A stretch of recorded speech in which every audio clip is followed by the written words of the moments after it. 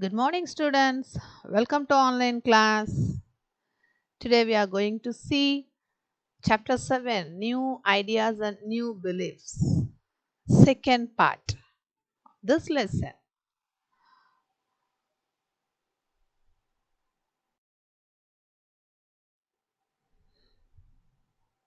Let me see about the story of Buddha and rise of Buddhism in this part.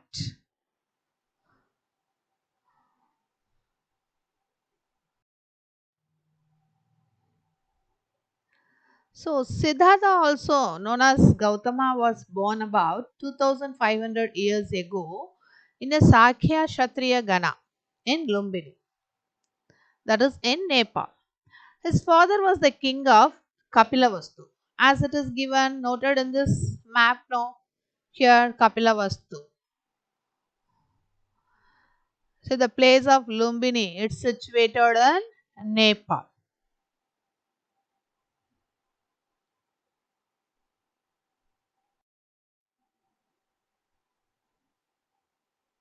So, he born and grown a luxurious life. So, inside the kingdom itself, he got all the facilities.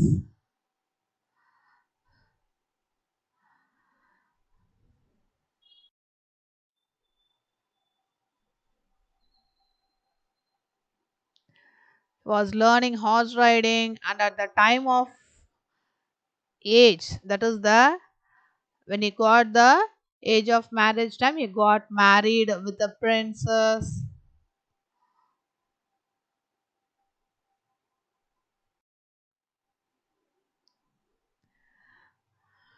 And after a short period, he want to see the outside world.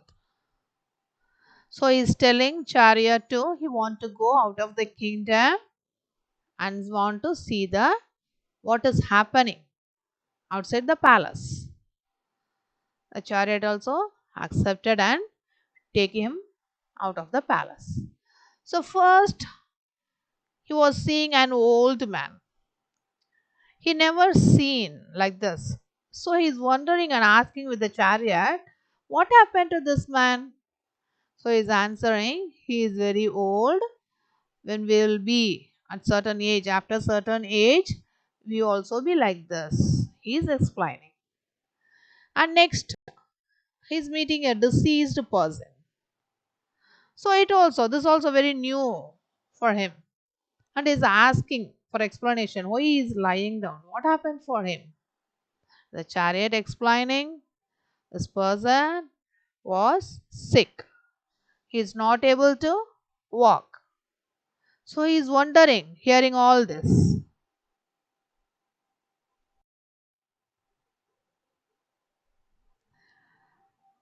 Then he was seeing that four person carrying a person and going. He's asking what they are doing, where they are taking and going this person. And the chariot answering that that person died. They are going to bury that person. So I was asking, what is death? Why he died? When it will happen? So many questions he is asking to the chariot. And the chariot also giving lot of explanation for him. And he met an ascetic and is want to clear all his doubt with that person.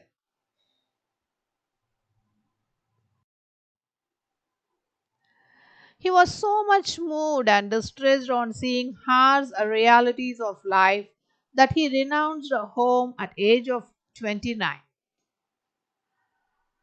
So he want to make it clear what is happening outside the world. So he left his home.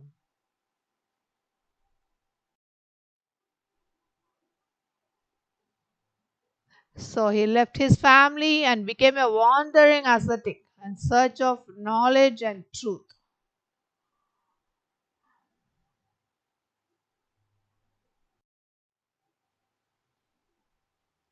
He wandered for several years, meeting and holding discussions with other thinkers and mystics. He's asking his doubt and want to get explanation. That's why he's wandering for several years.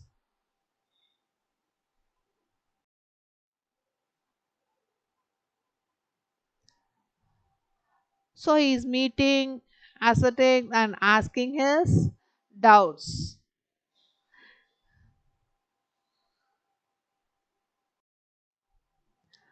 Finally, he decided to find his own path to realization and meditated for 49 days under a peepal tree at both Gaya in Bihar, where he attained enlightenment at age of 35. Here, as we are seeing under the Bodhi tree, he got enlightenment. This is the place. Now they are worshipping the Buddha.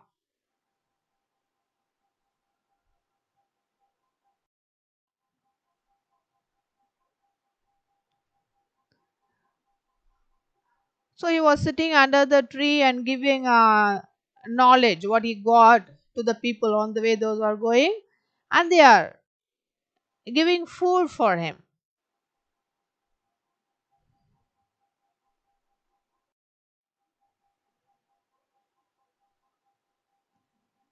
After that, he was known as Buddha or the wise one. So, as we are seeing in this picture, he then went to Sarnath near Varanasi, where he taught for the first time.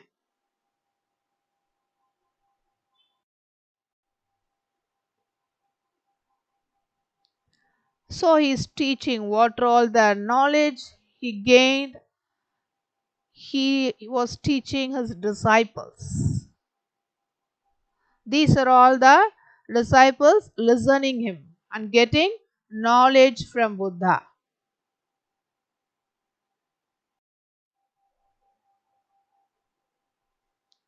He then spent the rest of his life traveling on foot from place to place, teaching people till he passed away at Kushinagar.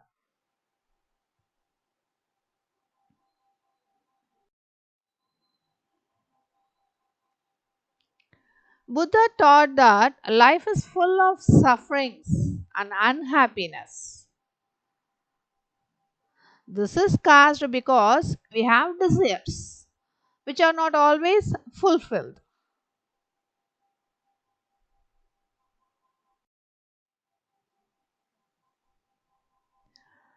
So he used to tell that when we are in pain, we wanted to go. When we are in pleasure, then too we are not fully enjoying life. As we get insecure that it may last one day. Buddha described this thirst as tanha and taught that it could be removed by following moderation in everything and practicing different forms of meditation.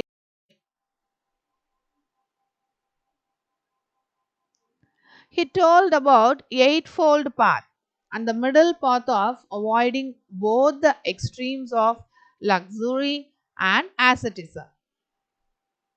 So this is the noble eightfold path. That is the right view, right intention, right speech, right action, right livelihood, right effort, right concentration, and right mindfulness. He also taught people to be kind and to respect the limbs of others, including animals.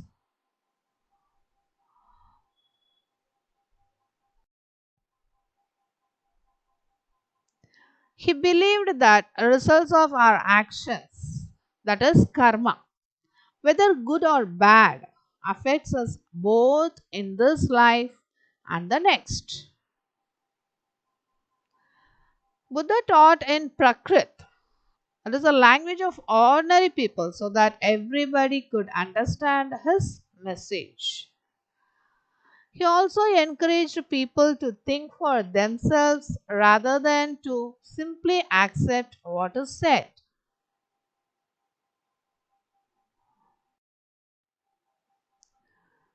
Sangha. Let me discuss about Sangha. It is an association for all those people who left their homes to gain knowledge. So there is no restriction. But some rules for Buddhist Sanghas were written down in a book called Vinaya Pitaka. There were separate branches for men and women.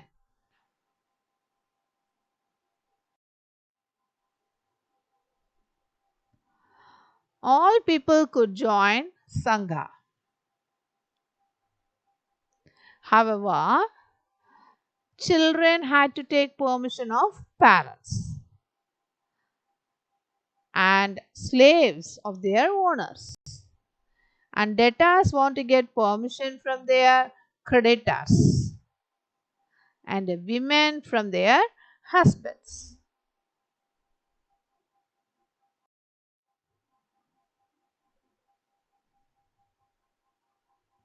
They meditated for most of the time and went to cities to beg for food. They were known as bhikkhus. They taught others and helped one another. They also held meetings to settle any quarrels. They wrote down teachings of Buddha.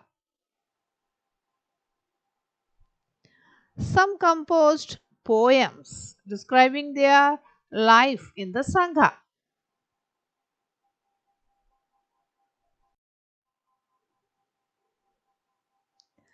Monasteries.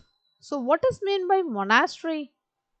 Here, as we are seeing in this picture, it's a temporary shelter for the monks. So, monks went from place to place throughout the year to teach people. They stayed at one place only in rainy season. At that time, people built temporary shelters for them in gardens or they lived in caves in hilly areas.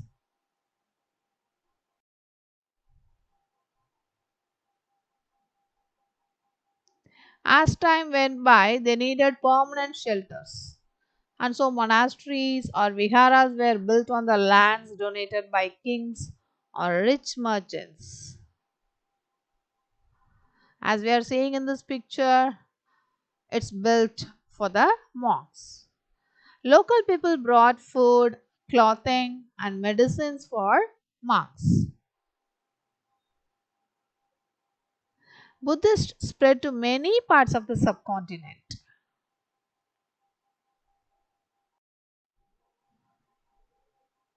The members of Sangha and his other followers spread the religion to various parts of India and beyond it to China, Japan, Sri Lanka, Thailand, Indonesia, Tibet, and Myanmar.